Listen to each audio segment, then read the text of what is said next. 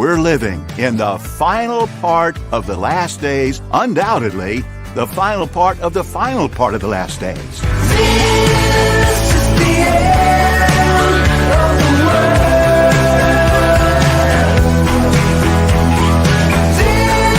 This is the end of the world.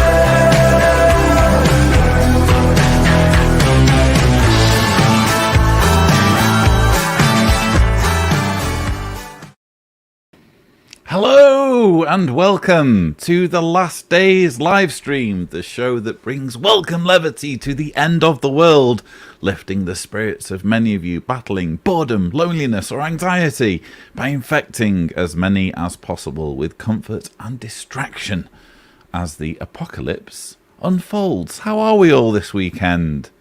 How's it going? Awesome guy, I love this comment. Is it bad that I'm here this early? This was left some time ago, and yeah, kind of bad. No, don't be silly. We welcome some banter in the live chat. Victoria Roberts says, no, not at all. She was already there. She was probably there before you. We have Alison Fernandez saying, hi there. Is everyone ready to have a great time? I like that positivity there, Alison. That's what we aim for here on the Last Days live stream. We aim to have a great time. Heaven knows we need a bit of levity and positivity in the current world. What is it? Renato's wildly gesticulating in the green room, ignoring all of the etiquette of being in the green room, it might be said. Am I not seeing us? What is it, Renato? Nothing. I was just saying I'm ready to have a good time too. I was doing like this. Me. Oh, I understand. Okay. See? Well, okay. Go back to the green room. Nice gestures. Okay. Go Sorry. back. I order you back. Sorry about that, everyone. Yeah, he doesn't understand really how this works. Bless him. He's a bit new. We're looking very, very much forward to the Last Days quiz later on. And we'll get to see how Team O'Donnell performs with the full complement of O'Donnells. We'll see how that works. Let's see here. Victoria Roberts says it's wet and windy in Leicester. Oh, dear. Alison Fernandez says Beatles forever. Nesbo says, good afternoon, everyone. Happy and productive here today. Christmas shopping nearly done. Interesting. How is everyone getting on with their Christmas shopping? I have in the corner of the bunker a small pile of toys that we've been amassing over the last few weeks. Basically, when we've gone shopping and there's been like a toy that we know that they would like for Christmas, we've just thought, well, rather than leave it all to the last minute, why don't we squirrel some away in the bunker? So that's what we've done. But we probably will need to do some a top-up, shall we say, before the fateful day. Oh, good grief. More people here than a meeting these days. That's true. 124, Sid Hill. Well observed. 124 across all three platforms, Facebook, YouTube, and Twitch. The Last Days live stream likes to spread itself evenly across the internet, increasing our chances of global domination. Greetings from Montreal, says Gabby Siren.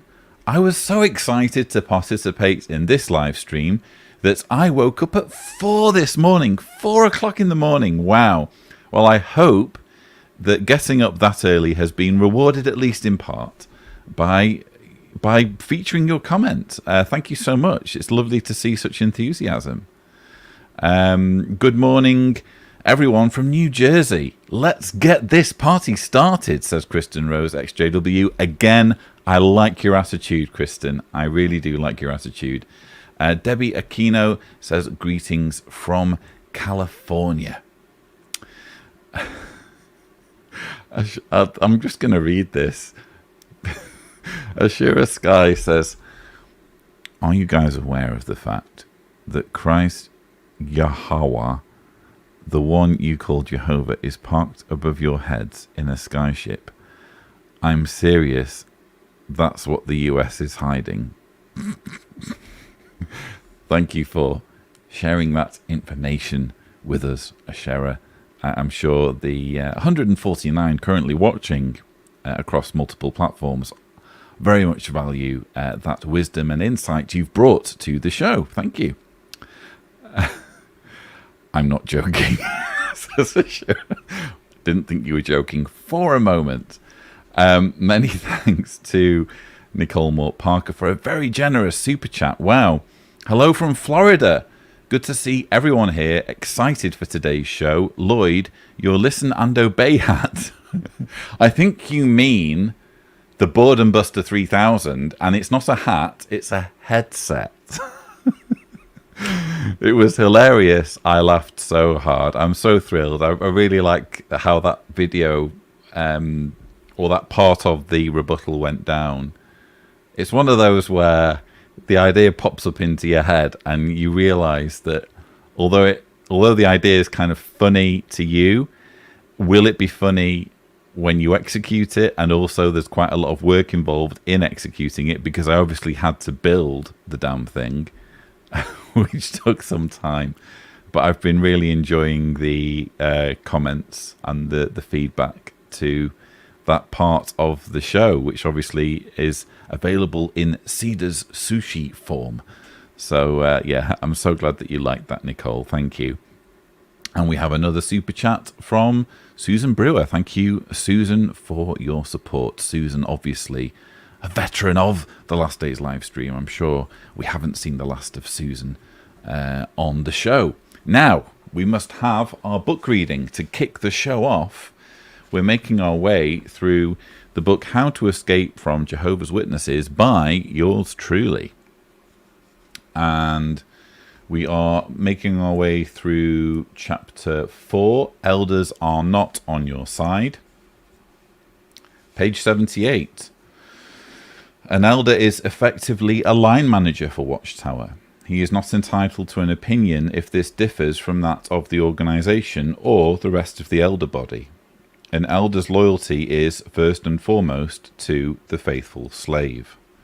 If an elder learns that a brother or sister in his congregation is having doubts, even if it is a close personal friend, their overriding concern is firstly to salvage the person by restoring their spirituality and urging them to, quote, wait on Jehovah, which amounts to suppressing their doubts. Failing that, an elder will not hesitate to protect the spirituality of the congregation by pursuing a course that will result in the avowed unbeliever being jettisoned as a mentally diseased apostate. As pleasant, easygoing, and amiable as an individual elder may be, ultimately he is bound by the same rules as all other elders, and there can never be any exceptions. With this in mind, consider one of the criteria in a bulleted list about apostasy in the Shepherd the Flock of God manual, which governs the actions of all elders, bold and italics, as in the original. Deliberately spreading teachings contrary to Bible truth as taught by Jehovah's Witnesses. Any with sincere doubt should be helped, firm, loving counsel should be given. If one obstinately is speaking about or deliberately spreading false teachings, this may be or may lead to apostasy. If there is no response after a first and a second admonition, a judicial committee should be formed. Consider too what is said about disassociation in the same publication. Whereas disfellowshipping is an action taken by a judicial committee against an unrepentant wrongdoer, disassociation is an action taken by an individual who no longer desires to be one of Jehovah's Witnesses. The body of elders should appoint a committee of 3 elders to consider the facts. In further defining disassociation, the Shepherd Book presents another bulleted list of criteria, which includes joining another religious organization, willingly and unrepentantly taking blood, not being sorry about saving your life by taking blood is apparently a sin, and taking a course contrary to the neutral position of the Christian congregation, i.e., pursuing a career in politics, or gaining employment with a political organisation. The first item in this list reads as follows: making known a firm decision to be known no longer as one of Jehovah's Witnesses. If the individual is agreeable, the committee should first try to speak with him and provide spiritual assistance. Does he really desire to disassociate himself, or does he simply no longer want to associate actively with the congregation? Is the desire to disassociate prompted by doubts or discouragement? If he is adamant in his position, he should be encouraged to put his request in writing and sign it. If he does not, then the witnesses to his request should prepare a statement for the confidential files and sign it. From the above material, all of which is to be consulted when elders are dealing with individuals who begin making the wrong noises about the organisation, it should be clear that there is no room for flexibility when it comes to those who can no longer bring themselves to believe. If an elder visits you and hears you express doubts, you can soon find yourself in an extremely precarious situation unless you are willing to immediately backtrack, perhaps by saying that deep down you know it is the truth, but you are simply feeling depressed or discouraged. For as long as you pay lip service to Watchtower's narrative of witness teachings being absolute, unquestionable truth that a person will only struggle to embrace if he or she is spiritually sick, you stand a chance of coming through such an encounter relatively unscathed. But if an elder detects that you no longer want to be a witness, or suspects that you are likely to spread apostate ideas to others, your predicament could rapidly deteriorate, regardless of any past friendship. I've been reading from How to Escape from Jehovah's Witnesses by yours truly, available on Amazon. It's true. Elders, first and foremost, are answerable and loyal to the organisation, and even though you may think that because you're mates with one of them or they're a close family friend that they will hear you out and they will understand your doubts, it's just not how it works. Take it from me as someone who's been an elder. Thank you so much, Ashley. That's an incredibly generous super chat. A Merry Christmas to you too.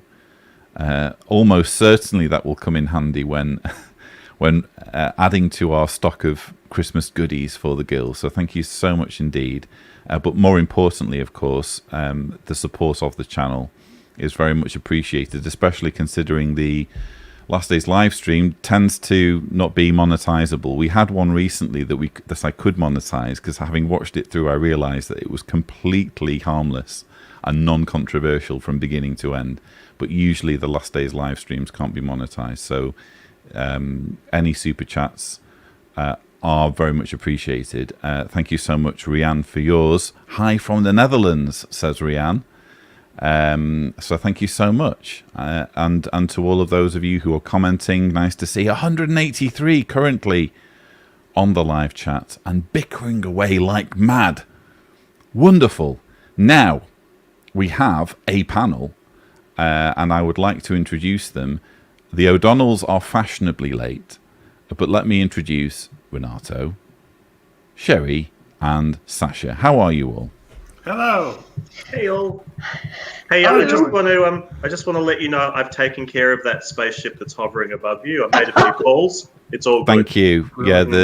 Yeah, we did need some kind of missile, I think, to take that out. I don't like.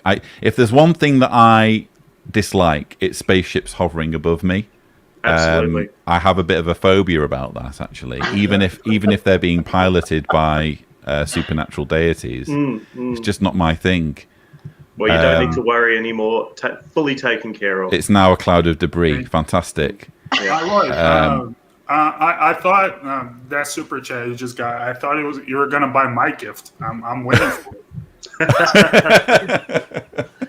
Renato wants a gift. Less than a month. We live in Croatia. It's tough to ship to Brazil, so gotta think about it. I recently opened the genie bottle on Patreon by offering and it's something that patrons have to opt into. In other words, I'm not going to get anyone in trouble by sending them a card that they don't want or is awkward for them. But I recently offered patrons a Christmas card if they want one. So Deanna very quickly realised that she was probably biting off more than she could chew. But we're going to do our best. Welcome to Mr. O'Donnell. I think this is. I think Mark, is this your first appearance in season 2? Indeed. Hello, sir. Fantastic. How goes it? How goes it? Hey, it's a great year. It's 2020. What could possibly go wrong? What could possibly go wrong in 2020? You know, everything's been just peaches this year. Nothing. You know, well, we did have some good news, but we're not going to get into politics today. Yeah. No, Can't we? Well, that's Sasha's poem out of the window. There's no lack of American politics poetry when it comes to Sasha.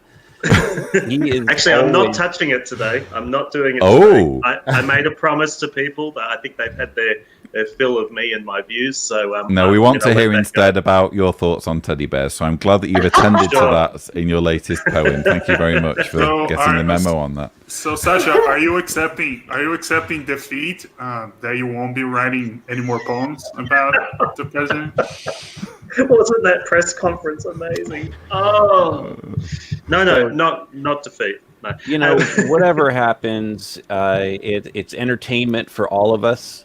Yeah, It's a TV show. Yeah. And it doesn't matter whether our current president in the United States remains as president or moves on to something else. We know that he's going to be in the limelight regardless, and who knows, he's going to probably have some non-fake news media network that. You're not going to get rid of him. The one thing that I would like, though, in all seriousness, and I realise this is going to upset people, but who cares? Life is too short. I'd like to see him in an orange jumpsuit. I really would. If for no other reason, well, first of all, that needs to happen to send a message to the younger generation that you can't get away with this sort of stuff, or your time getting away with it will be limited. And number two, that's going to stop him hopefully running. I can't see how he could stage a presidential campaign from jail. So for those two reasons, really, I'd like to see. You don't, Lloyd. You just said that having no idea how Brazilian politics work. That's just part of the course, is it? In Brazil, people running for president from jail. The year Bolsonaro was elected, he almost had an opponent who was in jail, who wanted to run from jail. Well, Renato, that's interesting. You mentioned Brazilian politics because we are here in the U.S. also self-absorbed in our own politics, but meanwhile the rest of the world is a wide open place, and we kind of forget that there is a world out there. So tell me about Brazilian politics, though. I mean, with the coronavirus, you guys had a leader that was sort of, I guess, an anti-masker. To maybe correct me if I'm wrong on that, but how are things going now with the virus in Brazil? I know it was getting pretty bad there for a while. So picture Donald Trump's response to the coronavirus times 10. And that was how our president approached it here. He didn't care about it at all. Is that right? And he called people, I can't use the word he used to describe people who decide to wear masks. It's the P word. He used that word to describe people who don't wear masks, who want to wear masks, actually. He caught the coronavirus despite taking hydroxychloroquine, just like Donald Trump. Yeah. And like Europe is having the second wave now. We are not out of the first wave. It's just as bad as it was 6 months ago. And I have no idea where this will land except for a vaccine, which we're on track to get a vaccine early next year, thankfully. My Brazilian lab is very close to a vaccine now, even though there was some bad news a couple weeks ago where the research or the treatment phase had to be stopped because one of the people taking the medicine died, but turns out he committed suicide and had nothing to do with with the medicine, but it still had to be stopped. But hopefully we get something like March or April. But it's horrible. Thankfully, where I live, it's a very small town. It's a 50,000 population here, and we've had 1,500 cases. So here, where I live, it's good. But where I live, people are very respectful in terms of wearing masks. Everybody takes it seriously here, thankfully. But in the bigger cities with the larger population, it's been really, really bad. And thankfully, it seems like we're going to get a vaccine before the second wave comes to Brazil, because if it did, it would get really, really terrible here. It does make you wonder about the anti-vaxxers out there too, and there's certainly a lot of them in the XJW community and the community at large. So I don't know what you guys think about this, but now that we're about to get a vaccine here in the U.S. and Brazil and other places, what percentage of the population are going to opt out of that? I was thinking about that because I remember Donald Trump doing one of his news conferences post the Biden defeat about the vaccines, in which he was basically taking credit for them. And I was thinking, how does this play with Trump's core audience, which are almost exclusively made up of people who think that vaccines are part of a conspiracy to kill people? How does that play, Yeah. I'm not sure I can speak to his core audience. I don't know if that's entirely true, but I do get where you're going, that there's a lot of conspiracy theorists in there. There's a lot of Alex Jones types. There's a lot of, very far right, alt-right type people in there. I don't know if that correlates to the anti-vax movement. Or do they just think, well, if it's a Trump vaccine, then that's different because it's coming from our dear leader, Well, he himself said he would take it, so... There's also, he thinks he'll take bleach, so that doesn't really mean. Oh, that's true.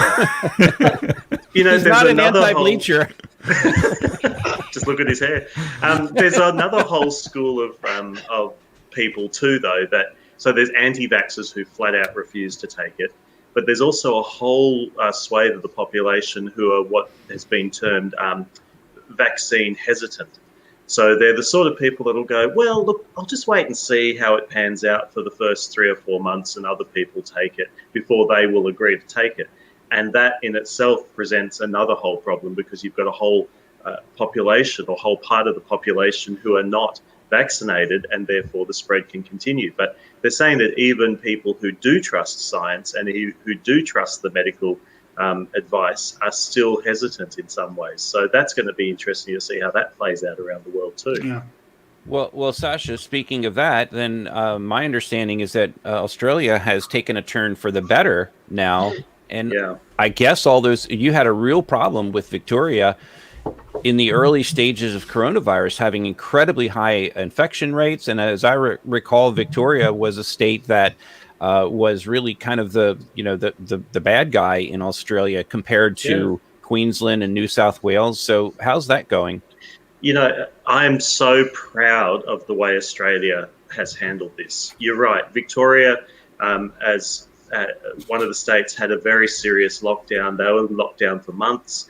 It was very bad. But when you put it in context, somebody did a statistical graph up and looked at population density, and then the amount of cases, the amount of fatalities, and then they rated Victoria as if it were a state of the United States. And it was right down the very bottom of the list in case seriousness, if you like. So they said that let's pretend Victoria was a state of America. It was like number 50 on the list for problems. So our worst situation was still what you guys in the States would say was fantastic. And I guess the seriousness is everybody pitched in. Australia's response was a unified response from all sides of politics, from all states. Everybody worked together because they recognised that this needs to be attacked together.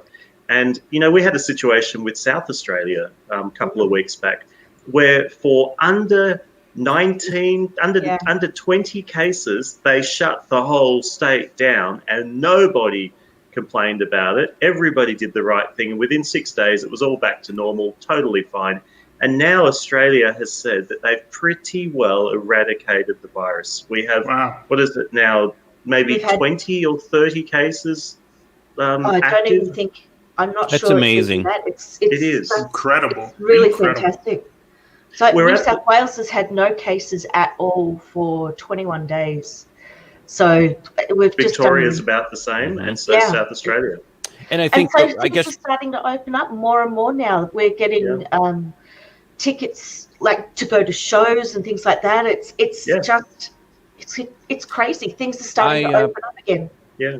So, and you know, you guys are an island, so you have the ability to kind of really protect your borders. But I also understand that Qantas Airlines will be mandating masks on their flights, and I don't know when that's going to happen. But I saw that was an interesting story. And they're also mandating the vaccine, that when the vaccine's available, you will not be able to fly a Qantas flight unless you have been vaccinated, which I think is a great initiative. Yeah, brilliant. Fair enough. Brilliant. Fair income. Yeah. Fair income. It wouldn't fly over here in the I know the Aussie lingo. Come on. No argy-bargy here, mate. No argy-bargy. But, you know, I think it's appropriate at this time, too, that we do what we've always said and give gratitude to the frontline workers, particularly those who are, you know, in situations where they're overwhelmed.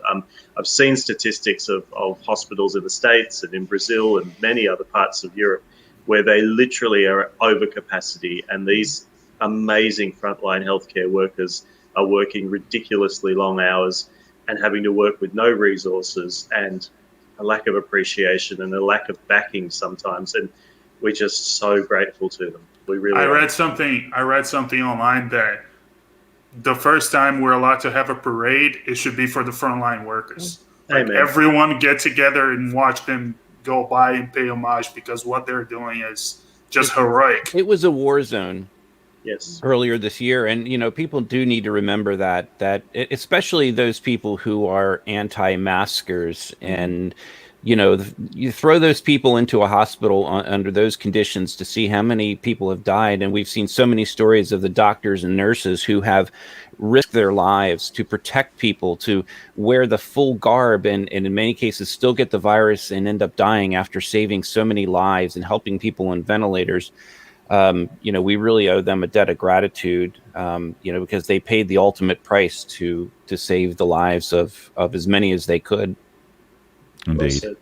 Many thanks to Lisa Burberry for your super stickers. That's very generous. Thank you. 2 of them, in fact.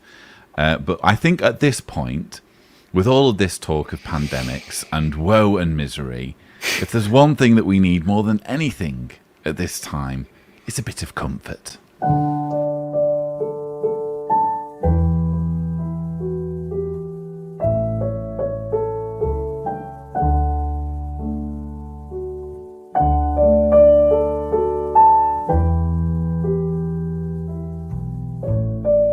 Sherry's Comfort Corner.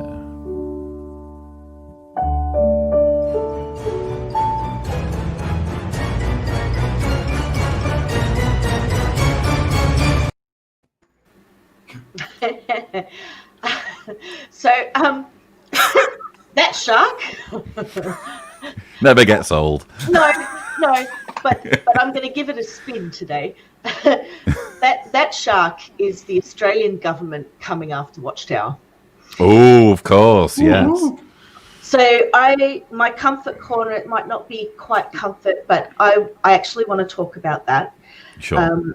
On Friday, the 27th of November, Senator Anne Ruston and the Australian government gave a media release on the National Redress Scheme.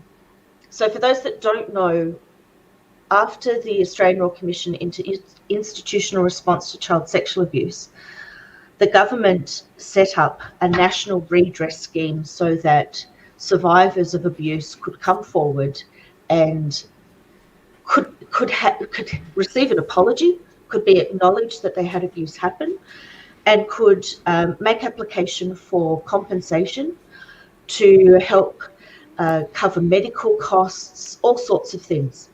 Actually, I've got the website right here that describes some of what the National Redress Scheme was set up to do. And that's, anyone can look at that. It's nationalredressscheme.com.au. But while the institutions were allowed to voluntarily join the scheme, it was strongly recommended by the Australian government that they do join the scheme. And as many probably are already aware, one particular religious organisation has been notable in refusing to join, and that, of course, is the Jehovah's Witnesses. So on Friday, the 27th, the Australian government has now announced that there are going to be sanctions for failing to join the scheme. And the main one is going to be that they will have their tax exemption status, their charitable status, removed, which is just absolutely fantastic news. And this has got complete support from both sides of politics. You can see the media release itself is on Twitter. Senator Ann Ruston tweeted this out on Friday. I just, the wording of it is fantastic. She says in part, it is completely unacceptable for named institutions to refuse to accept their moral obligation and responsibility to acknowledge the wrongs committed.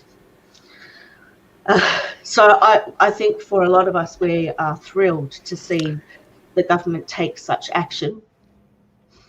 But I also just wanted to mention that for any that may be watching, whether you're in Australia or not, but if you are in Australia and you're considering making an application to the scheme, make sure you get advice first and get good qualified advice.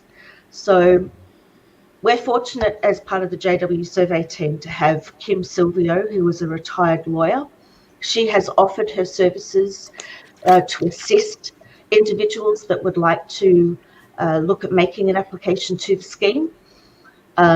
Please email support@jwsurvey.org to get in touch with Kim. She'd be more than happy to assist you. But it is important that you get the right advice first, because there are implications for either joining the scheme or for seeking some other way of getting compensation from Watchtower since they're not part of the scheme. There are implications. So please get your advice first, because you want to make sure that you are fully aware of what you are going to be doing.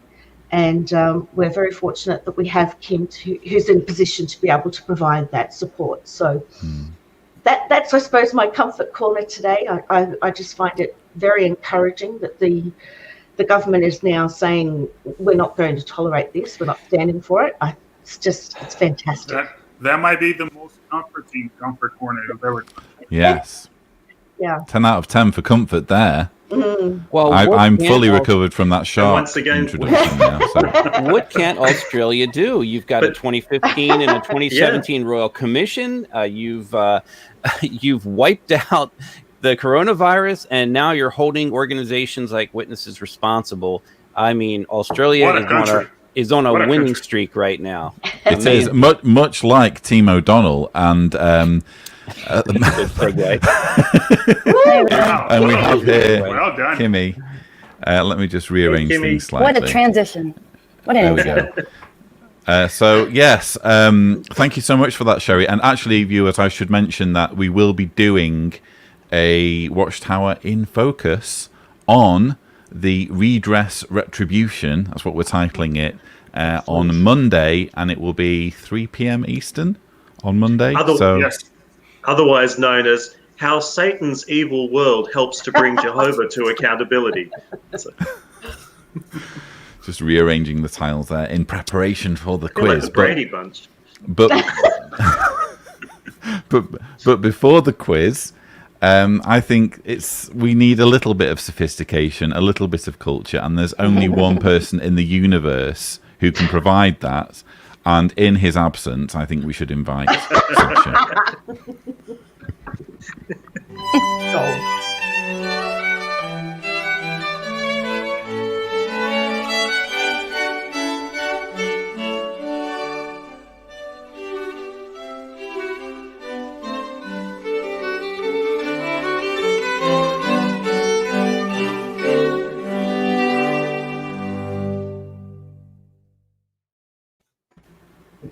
Well, I just have to give a shout out to Arthur, who sent me a couple of poem suggestions earlier in the week, but I will leave them until we join him on another live stream, and maybe we can share those together. So here's a quick one I put together this afternoon.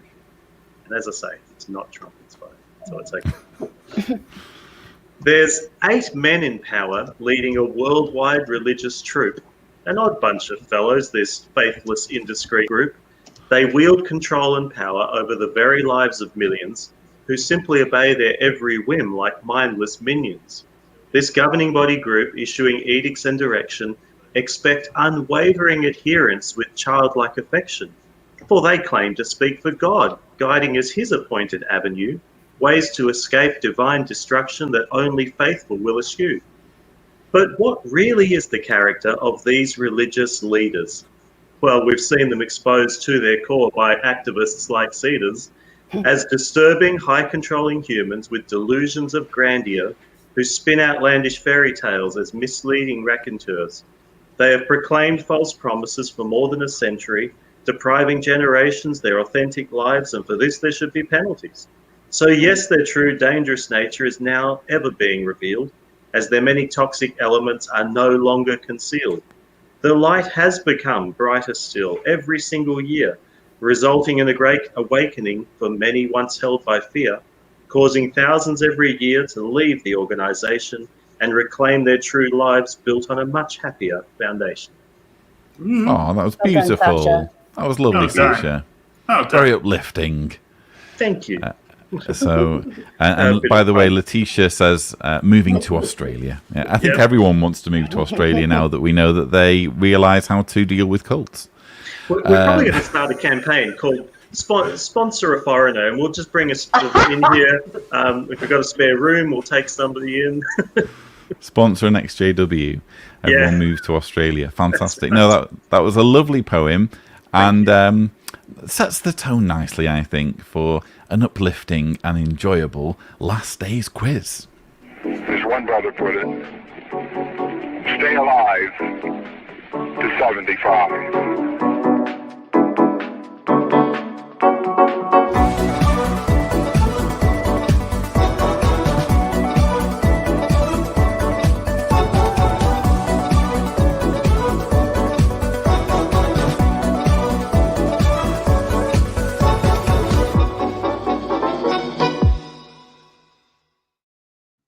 Welcome to the last day's quiz, the ultimate battle of minds, as 2 teams of today's panelists face off against each other in mortal combat. No, sorry. In an intellectual exercise to prove their knowledge of the Jehovah's Witness religion and its doomsday dogma. Welcome to today's 2 teams, Team O'Donnell and Team D'Souza. But before we get things underway, perhaps Renato, our moderator, can fill us in on the status quo. Hi everybody. Welcome to both teams. Should be an excellent war of intellect, It is a war of intellect, yeah. As I like to call the quiz. And surprisingly, Team O'Donnell is first in the league table. Hang on a minute. What? Mark, were you in the first game of the? Oh, sorry, no, you weren't. Sorry, it was just me. Right, Susan helped me. Susan helped me, but okay. So I told Lloyd, okay, Mark, don't bring me down this week. But the main thing is that you won, Mark. Whether you were playing or not, you won. That's the main thing. You know, if I can sit out every week in order to keep us winning, I'm all for that. No, we don't want that. We need you in the quiz. We don't want that. Not the same without you. The fanny pack section is nothing without you. Exactly. So every team has had a chance to play at least once. And the table is as follows. Team O'Donnell in first place with 3 points. Arthur's Knights in second place, also with 3 points. Team D'Souza is third with 0. And Team Havalicious is fourth, also with 0 points. So should be a very exciting one today. And what are the permutations for Team D'Souza to win or Team O'Donnell to win in terms of the league table? So Team D'Souza has a chance to take the lead if they win by a considerable margin of points, I might add.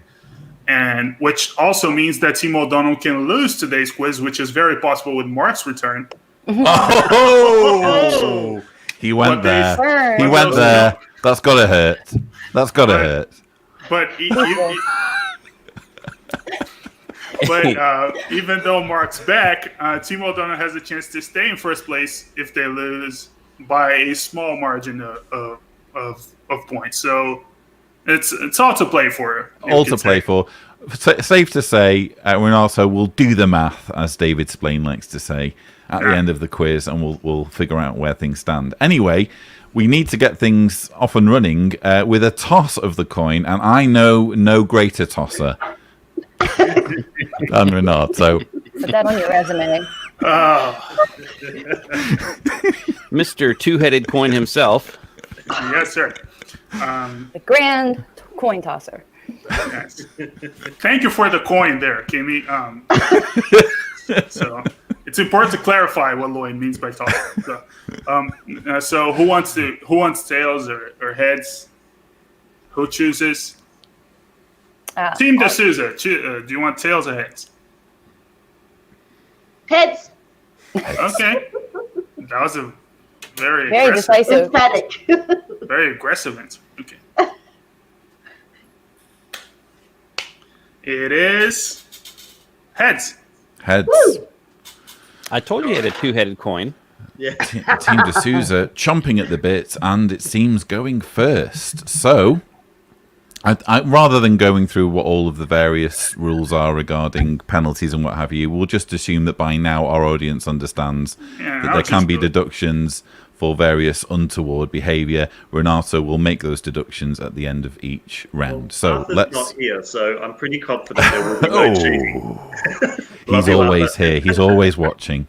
So, Team D'Souza, we're going to get things up and running with the first round. They wouldn't write that. And I am going to read you 3 quotes, 2 of which are in this booklet. Escape to the Kingdom. There we go. From 1933. So 2 of the quotes I'm going to read are from this booklet. One of them isn't. You need to tell me which one I have written. So, quote number 1. I am not begging you to enter God's organization, but as one of Jehovah's Witnesses, I am pointing you to the facts that you may do what you desire.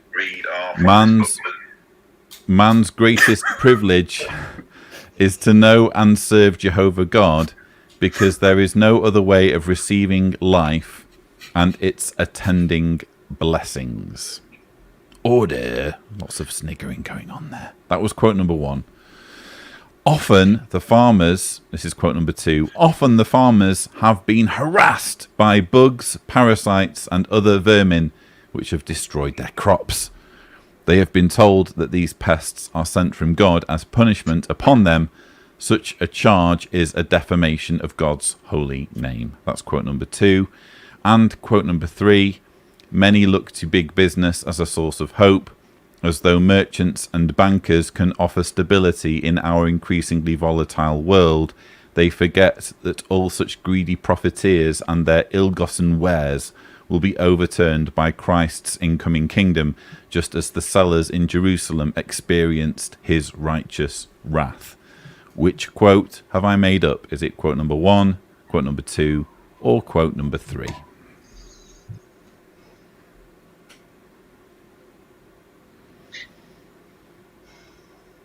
Okay. I'm feeling bearing in mind the time, 31, I think that 33. 33, sorry. I'm thinking that the last one is more Lloydian than the I first thought two. that too. Lydian. Yeah. I thought that too. So I'm going to tip, but I'm happy to be guided up otherwise.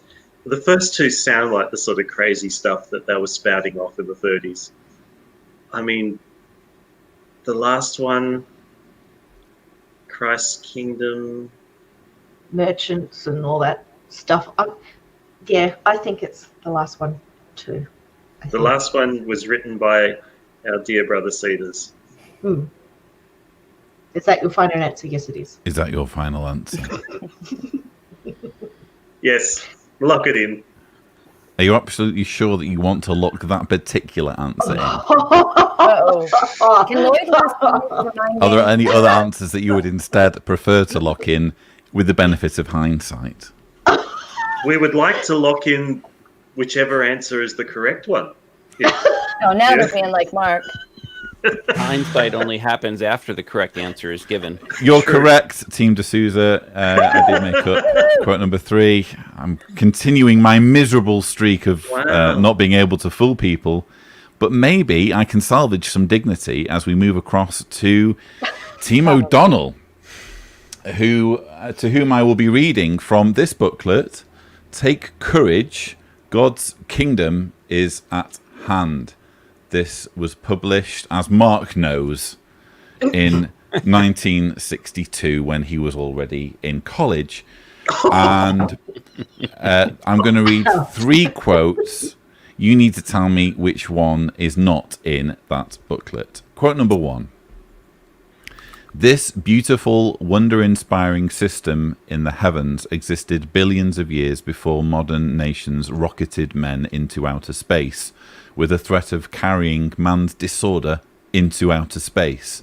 But we do not need to fear that by means of rockets and satellites and spacemen, humans will be able to disarrange and disturb the visible universe. That's quote number 1. Quote number 2. Man, in his arrogance, thinks that his mastery of the elements is complete simply because he has invented the refrigerator. But the day is fast approaching when all the electrical conveniences in the world will offer scant comfort in the face of heavenly forces of overwhelming destruction. That was quote number 2. Quote number 3. It is well-known history that Jehovah God miraculously opened up sources of water when he led his chosen people by the hand of Moses through the wilderness to the land flowing with milk and honey. He himself uses those historic events as examples of what he will do for the people through his kingdom. Which of those 3 quotes have I made up? Mark, do you think quote 1 can be a real quote? Because that kind of sounds made up. Yeah, I mean, I don't know. What number 2 was the refrigerator quote, right? Yeah. I mean, it's like, would Lloyd make that up? Divine white goods. He might, but you might be right about quote 1. All right, we're going to go with quote 1. Is that your final answer? It is. You reserve the right to change this answer if the answer proves to be incorrect. Team O'Donnell, I'm here to tell you, you are Wrong. incorrect. Yeah. It was actually the refrigerator quote. I made myself laugh on that one. It was so bizarre that I just assumed it was right. It's sad that's what it's come to, right? Yeah, we should have gone with the refrigerator quote. A little bit of dignity restored there. But at the end of that round, Renato, what are the scores? Can't hear you. Can't hear you. Sorry, just finishing it. At the end of the first round, I'm tabulating all the points I had to deduct because of insubordination. Insubordination. Who was insubordinate? Team D'Souza, which is why they have 4.5 points instead of 5. Oh. And What Team was I O'Donnell insubordinate about? 0 points. What was I insubordinate about? You did the Mark thing where Mark You says did do the Mark thing. we're sure of that answer unless it's wrong, and we do that. That is Ruthless. a classic He's Mark ruthless. O'Donnell. That is a classic Renato. Mark O'Donnell. Oh, is that plot insubordinate? Well, that's season 2. He's a lot stricter now. So be careful. that created the insubordination penalty? So I can't. Yeah, it's the Mark penalty. Ignore That is actually fair, because even though Sasha was just being funny, and you know, and we love Sasha, he was, in fairness, I doing do love you, exactly Sasha. Please don't what be mad at me. Mark does, which was what created the penalty to begin with. So I think Renato's just being ultra fair in Hey, babe. applying the same thing to both. Shut up. I still love you, Sasha. Please don't be mad at me. We'll all have a group protest hug. my opponent's penalty. We'll all have a group hug once this is over. Now, moving on to the next round, Songs of Doom. And we go first with Team D'Souza.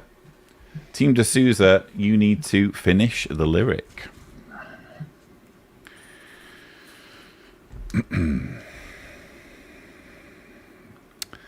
Move ahead to maturity. It's It's the the will of that will. God that we gain ability. Correct. Try your best to improve Improve in in ministry. Fix that, Correct, and also you should be ashamed of yourselves. Now, moving on to Earworm. It's gonna be hard to forget that one today. Trigger Team- warning. Team There's a parody O'Donnell. of that song that the JWs Oh yeah. wrote. Yeah, I've got a copy of it somewhere. It's from the 80s. Move around at the Kingdom Hall. Find a row. Say hello to someone you met last fall. Find a seat, and you'll meet something or other. Anyway, it's Funny. JWs are so crazy they parody their own ridiculous songs. Love it. Team O'Donnell. Complete the lyric. Steadfast, we all need to be. Far from this world we keep free.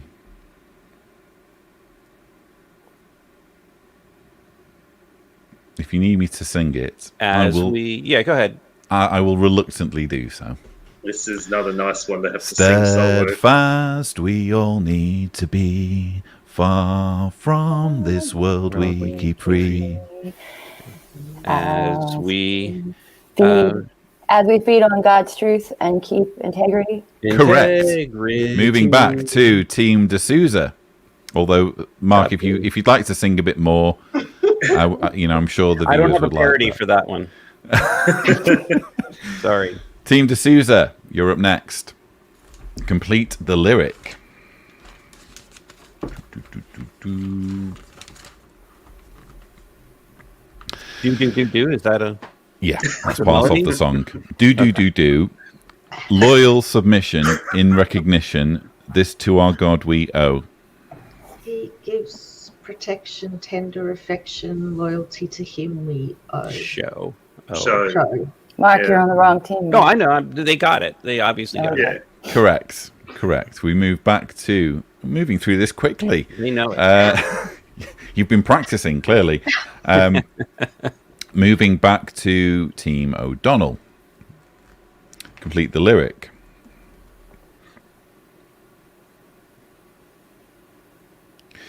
The way of the truth is the best way of living.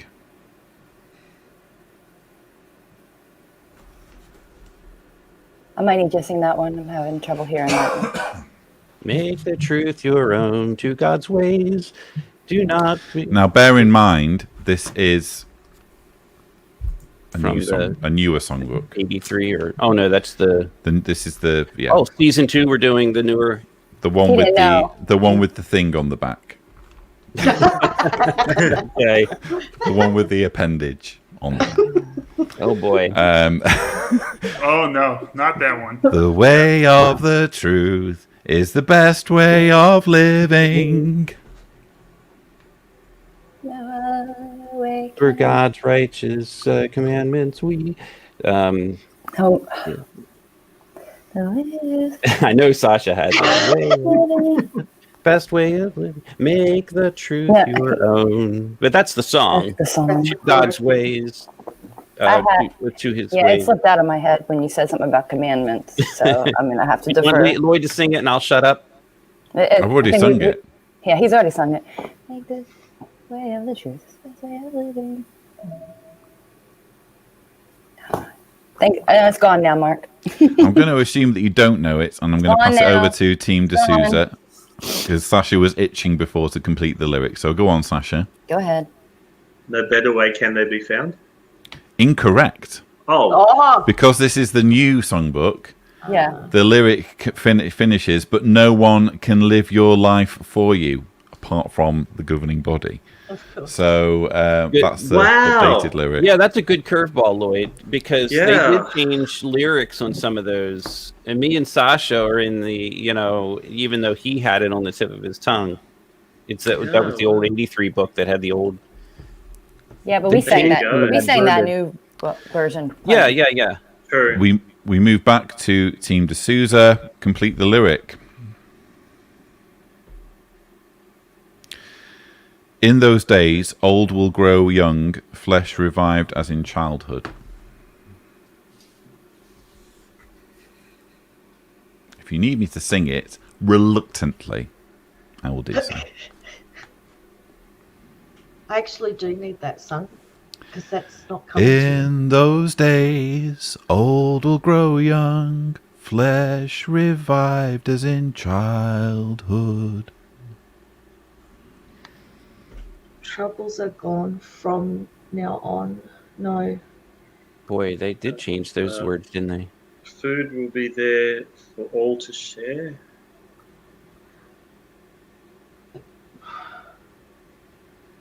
All will share in what our God provides. I'm not quite sure which one it is. I'm actually going to award Team D'Souza this because Sherry was correctly reciting the lyric but was interrupted. The lyric reads, "Troubles are gone from now on, no need to weep or fear." Instead of life without I'm end going at to last. Award the Right. points on that one. Hopefully Renato will take that in mind before deducting any points. But yeah, let's let people recite the lyrics if they need to think about it. So, moving back to Team O'Donnell. She knows whether she would have gotten it or not. Whatever do you mean? Love you, Sherry. Yeah, love you too, Mark. Okay, complete the lyric.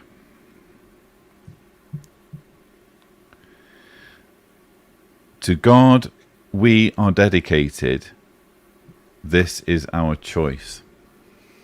To God we are dedicated. This is our choice. Is it something now and forever we rejoice? You want Lloyd to sing it? So what's throwing me on these new ones is It did change the lyrics. right, change lyrics, and I've got like so many of the old ones stuck in my head. Because what year was that songbook, Lloyd? That when the 2009, I think. Yeah. Yeah, so we did have that for a few years before but then they kept adding songs. Can you sing it, Lloyd, just so we can? To God we are dedicated. This is our choice.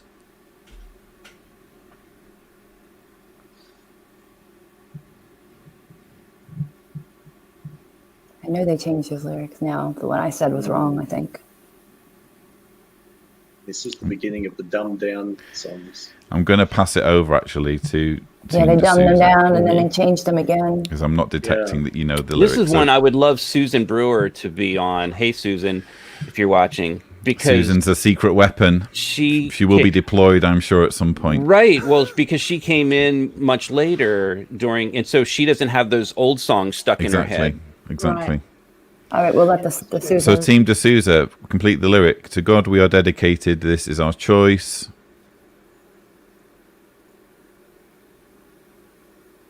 I'm drawing a total blank. I know the song, but I'm really getting confused by the dumbed down, the earlier songs.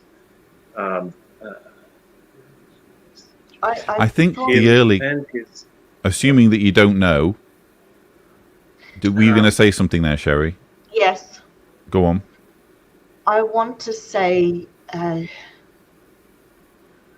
to him and to his son something. So it's but I can't close the line. So I think the previous songbook says, "In Him and His Son we do rejoice." Right. Yeah. But the one. newer version says, "In Him and in Jesus we now rejoice." So I'm afraid neither team got the Yeah. lyric. Kimmy As soon as I got said the rejoiced. first one, I'm like, I knew that was wrong. I knew they changed it. Yeah. So at the Can end Kimmy get of half a point at least for getting rejoice? She was on track. now, Sasha, That's- you love should that. know more than anyone about insubordination at this I'm point being in the quiz. generous. I'm suggesting she gets something. we revert to our moderator to summarize the points at the end of that round. Proposed Hi. both negative. So after the second round, Team D'Souza stays in the lead with 10.5 points, and Team O'Donnell now has 2 points. Oh, 2 points. All right. Well done. So 200% increase on points, it seems. Actually, no, that's not right. Anyway, we must now Yeah, hang it's on. still be 0 no matter what. Yeah, I'm not very good at maths. Anyway, I need to put it There on we go. full screen My because favorite part. it's it's time for our next round, the fanny pack of facts. In this round,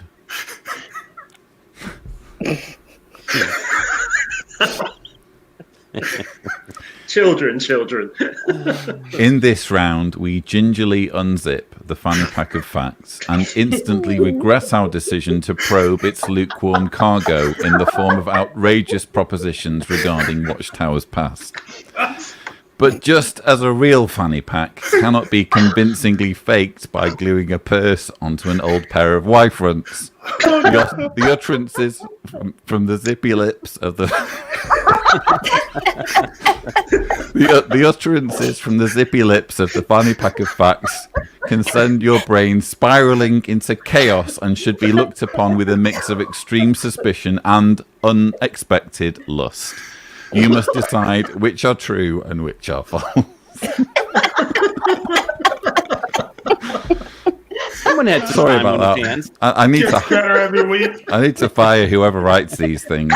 Man, They need a raise. You are when you write that. Yeah. So, Team D'Souza, true or false? Flatulence is one of the symptoms of gallstones, according to a 1971 Awake article.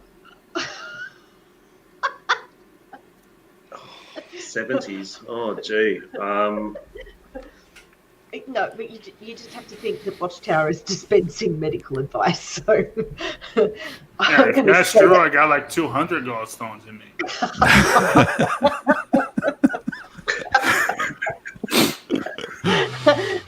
I'm going to say it's true because it's so wacky. I want it to be true. Is that your final answer, Team Well, D'Souza? Sasha doesn't look convinced. What are you thinking? I'm happy to go with whatever you say. I'll remember that. Remember, you are the head Team of the D'Souza, house. I'm taking as your final answer true. The fanny pack of facts demands resolution on this. And I'm here to tell you it is true. It was in 1971 Wow. Awake, May 22nd, page 26. Wait, it's true that is a symptom or It's that not they a said? symptom. It's true Is that one of the Watchtower said symptoms it. of gallstones According to what Watchtower says. in an Awake article. Yeah. Oh, Wow. okay. I was So- scared for a second. We move on. Yeah. I'd get that looked at, How are your Renato. goals? Yeah.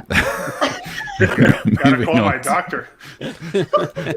Moving on to Team O'Donnell. True or false? When dining at Bethel, permission should be sought from the table head if leaving the table before the closing prayer. Is it true or is it false? Mark, you've eaten there many times. Is that Yeah, true? I'd say that's true. Along with always passing your food to the left. True. And not passing wind.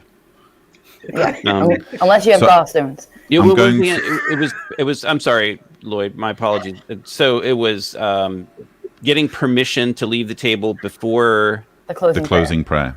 the closing. So that's probably true. 'Cause after they pray, you can get up and come and go as you please. Um, Right? that's interesting. So are you reading from Dwelling Together in Unity?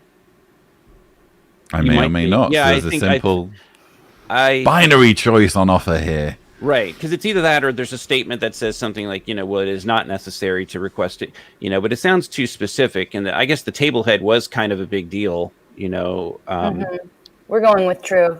Let's just go with it. Team O'Donnell, I'm taking as your final answer true, and it is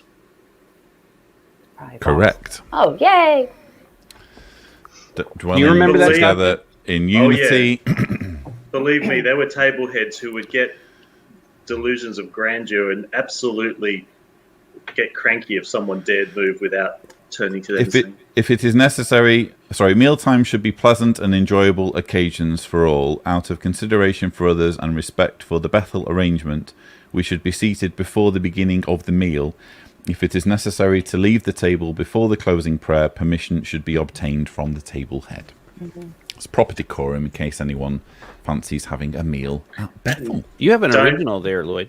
I do. What years? Yeah. Have we scanned that? No, you haven't. Can we scan that? You can, yeah. I just haven't got around to sending it. Could you hand it to me and I'll scan it? Mark, you should know this by now, but that's not how the internet works. We've talked about this. I know that your generation doesn't fully understand technology, but you can't pass publications through the internet. But yes, I will make it available. Thank you, Lloyd. Moving on. The fanny pack of facts depends. It went right over my head. The fanny pack of facts demands some decorum here, and we move on. Sorry, Lloyd, I got distracted. They got it wrong, right? No, we got it right. They got it right. Oh, sorry, I was. They said true. I know you're. I know that's. I know you're shocked, Renato. No, I'm not joking. Seriously, I got distracted by the live chat. I didn't hear if they were right or wrong. Sorry. You got distracted by Susan Brewer's comment, didn't you? Yeah, I should talk about cold pizza. I had no idea what was happening anymore. Anyway, the fanny pack of facts demands that we reconvene with the question. So, Team D'Souza, true or false?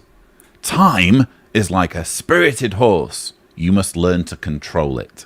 Thus reads a caption in the book Young People Ask, Volume 1. Is it true or is it false? What words of wisdom that book contained. That did not mess up the lives of many people at all. No, spirited horse. I do remember quotes about using our time wisely. I can't remember the analogy of it being a horse. Sherry, you studied that book fastidiously. What, thanks. I should point out this is Volume 1, so not the Blue Book of Horrors that we perhaps our generation remembers. The orange one. The newer, okay. Oh, well, I'm going to say true. I'm actually going to say false. Okay. And the only reason I'm saying false is that I don't think Lloyd, as quizmaster, would have true comments all the time. Can I have some resolution on this? What's your final answer? That's what he wants you to think. Go on, Sherry. False. Incorrect. It was true. Now, as your husbandly head, you should have acquiesced to my joking. And to keep the D'Souza's marriage intact, we will swiftly move on to Team O'Donnell for the final question of this round. True or false? A 1993 Kingdom Ministry features the experience of a sister who was able to give a witness while out shopping due to keeping a small supply of tracts in her fanny pack. Is it true or is it false? It's probably true. Now that is Unless like if you had asked me, has Watchtower used the term fanny pack in their literature? I probably would have stayed at JW if I had known. I can see Lloyd Google. He's on there searching fanny pack. The question is, did they use the word fanny pack or did they say purse? I don't know. I'll say it's true because I'm sure they share their. I'm going to say false on this one. You're going to say, okay, go false then. I don't. Whatever. Is that your final answer? We're going to go false. Well, They wouldn't have used the term fanny pack. I'm willing to take a hit if I'm wrong on that. Yeah, I don't know if I think that they used the term fanny pack. Yeah, maybe it was. I think Lloyd is throwing this in here just for fun. Team O'Donnell, before you go into a lengthy monologue, I'm going to take as your final answer false, and Correct. you are correct. Okay. Was He was false. throwing a loop. Good catch, Mark. So at the end of that round, Renato, if you can tear your eyes away from the live chat and stop being distracted by trivialities, I'm sorry. can you please tell us where the standings are with the scory thingies?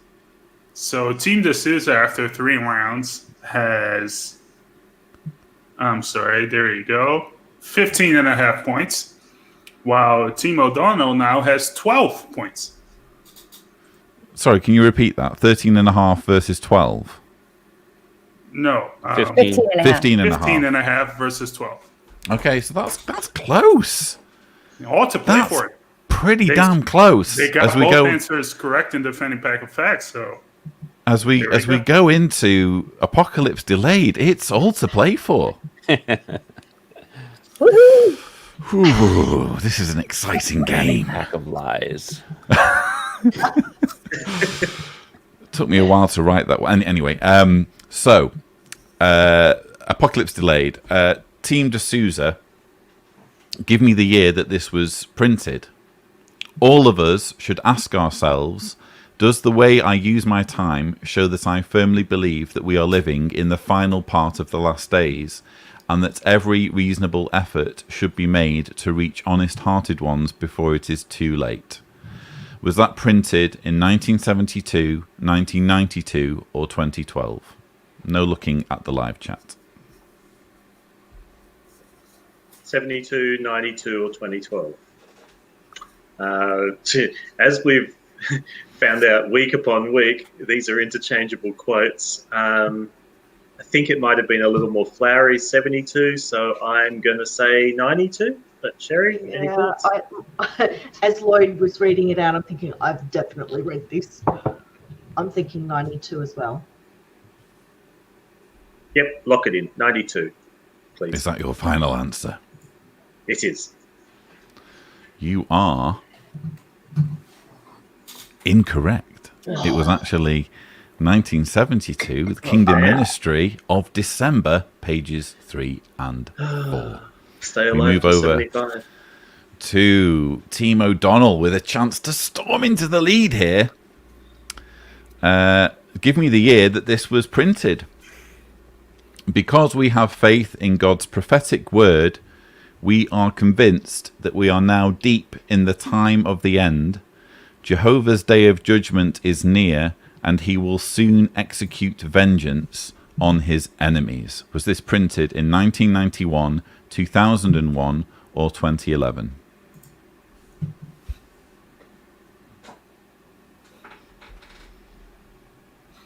No looking at the live chat. No live chat. What do you think, Mark? Would you mind reading one more time? Can I ask you to indulge me on this one? I missed them. There's a lot at stake here. A lot. Because we have faith in God's prophetic word, we are convinced that we are now deep in the time of the end. Jehovah's day of judgment is near, and he will soon execute vengeance on his enemies. 1991, 2001, or 2011? Let's go with 2011. Is that like one of those books came out, this, the God's Day book or something? We'll just go 2011. Well, Kimmy deferred to me on the last one, so I'm willing to defer to her on that one. And I kind of agree with Sasha's last comment that that's one of those that could go either way. Now, if you said it was like 1953 or something, then Mark? maybe. Okay. We're going I'm to going with Kimmy.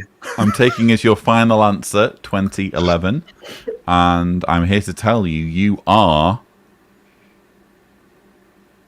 incorrect.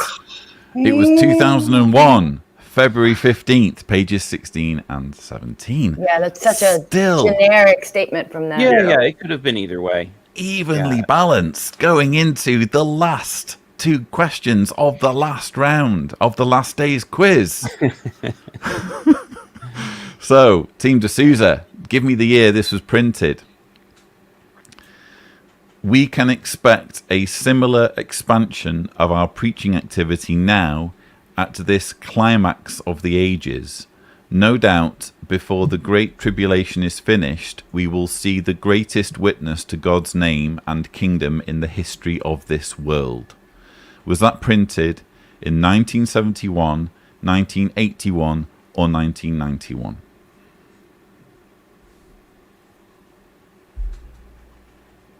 I'm tipping 71, Sherry, but I have been wrong on these far too often.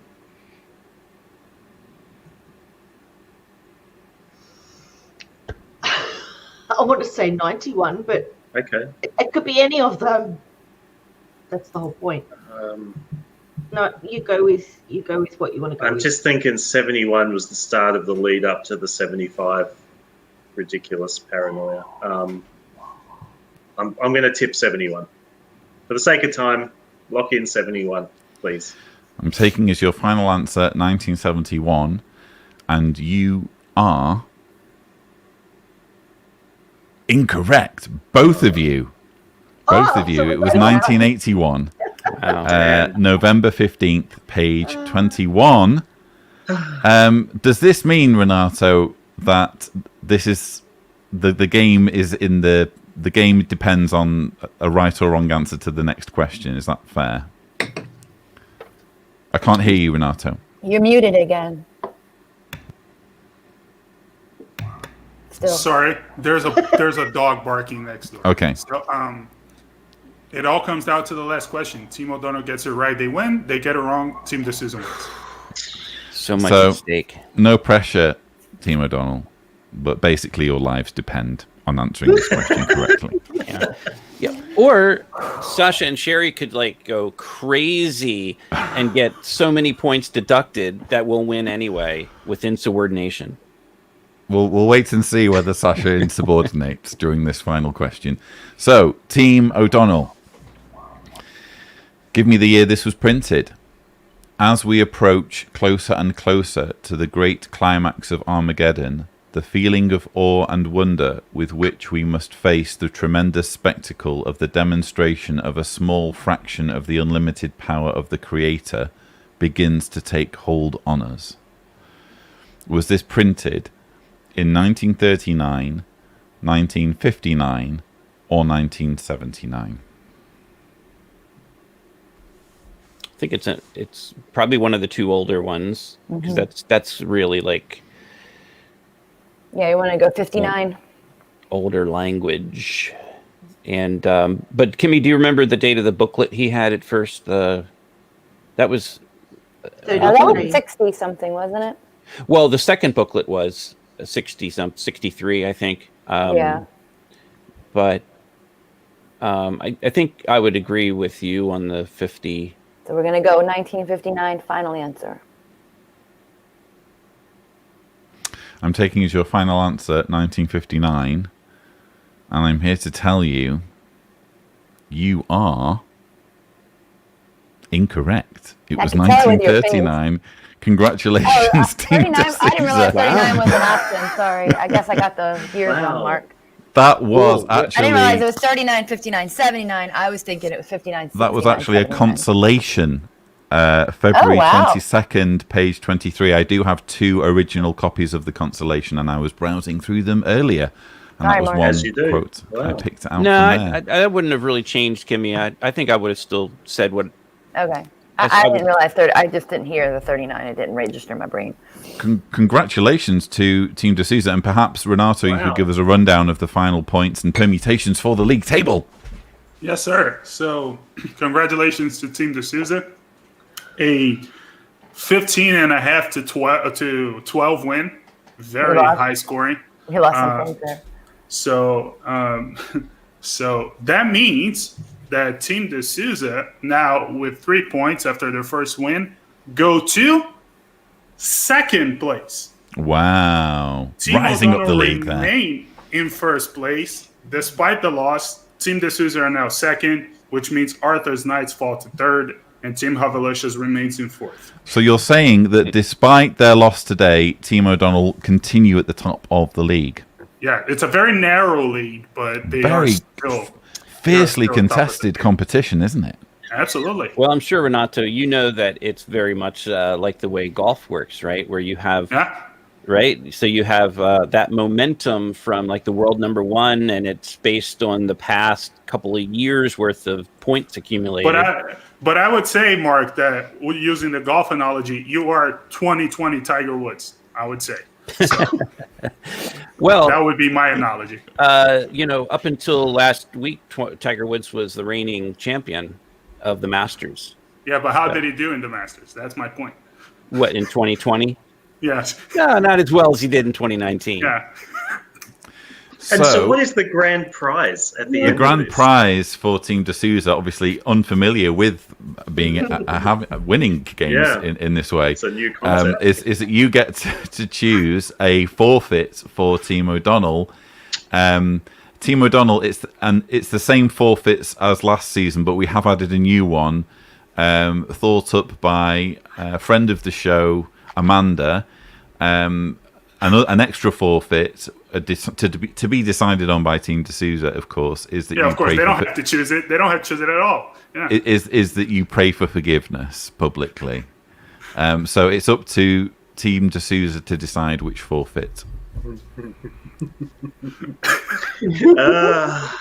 Well, as one who had the wonderful privilege to conclude the last quiz in a word of solemn prayer, and I think it would be only fitting that we ask Team O'Donnell to also take a moment to approach the podium and bow their heads and pray for forgiveness. Kimmy, do you want to say the prayer? No, I'll let Mark say the prayer. Okay. Now, bear in mind, the prayer can be directed to any being or deity of your choice. You can choose. Look at Amanda there, relishing this. You see, Amanda, I'll bow my head. Be careful what you wish for here, Amanda, because this could come back round and sting you. It could. You'll have to play again. So what You're am I? praying for forgiveness publicly, Mark. Forgiveness for what? For us losing. For losing. For losing this week. Okay. For being imperfect losers. Well, let me find an idol here. Snoopy's there somewhere. No. Well, are we going to see Mark O'Donnell pray to a cat for the first time he's been on a live stream? Sitting with me the entire time behind me. He's very needy right now. So this is JR. Hey, JR. So, Susan, I pray to Susan's cats and to JR, the almighty feline God of the universe, who would like to say something to the rest of our... I think is that the cat, or is that your stomach, cat. Mark? Is that the gallstones? Yeah, I pray for honesty and decency when Arthur comes back, that he not look at the live chat and cheat. And it's okay, buddy. He's not feeling good. Come on. He doesn't want to go. He's got a little. You didn't ask for forgiveness yet, Mark. JR, please forgive me for putting up with this live quiz and not paying attention to you for this past hour and a half. I know that you and I have better things to do, but we've indulged Lloyd and his fanny pack of misery. Great prayer. It's spiraling. Amen and amen. Amen. I think that's as close as we're going to get to Mark praying for forgiveness. Prayer ever. No prizes for guessing why Mark wasn't called upon to pray much in his Kingdom Hall. Actually, I have a question, Mark. If JR is a god, is he a perfect god or No. Oh dear. oh boy, here come the puns. no? It's just a question I had. Just Yeah, a he's a question. polity. As soon as the last day's those quiz jokes. ends, the show deteriorates into dad jokes. Anyway, what a fantastic show it's been, and lots to discuss. But I can't help but reflect on the Comfort Corner, on Sherry's Comfort Corner, which was very comforting because of news from Australia. And just a reminder that we will be going over these developments in more detail with the help of Kim Silvio, JW Survey team member and retired lawyer, on Monday at 3 p.m. Eastern for Watch Time Focus. So please join us for that. And can I just add as well, and you put the support at JW Survey email up there earlier. Again, the whole reason we do these live streams is to just hang out with friends around the world and provide some sort of comfort, levity, and also support. But for people who might really be going through a rough time or finding it difficult at the moment to find community, feel free to drop us an email. None of us are trained therapists, of course, but we have access to a great resource of people around the world. So if you're struggling or finding things a bit difficult, particularly navigating your way out of the religion, feel free to drop us an email. And yeah, our team would love to be there just to sort of be peer support for you all. Absolutely. Well said. We do our best at JW Survey. But thank you so much to my excellent team. Thank you for a very entertaining quiz. Thanks to Renato for moderating and for keeping tabs on the scores. I look forward very much to the next quiz, which is, I think, next weekend, is it? Yes, it's next Saturday, the 5th of December, with Arthur's Knights versus Team Havalicious. Ooh, Team Havalicious versus Arthur's Knights. That's going to be nasty. Can't wait to see what happens there. And we also have the show, the midweek show on Wednesday. Check out the times in the description below. But it's been an absolute pleasure. Thank you so much to all of you who've tuned in. Please remember, stay safe, stay positive, and we will see you in our next show. Take care. See you guys. Bye, everyone. Bye, everyone.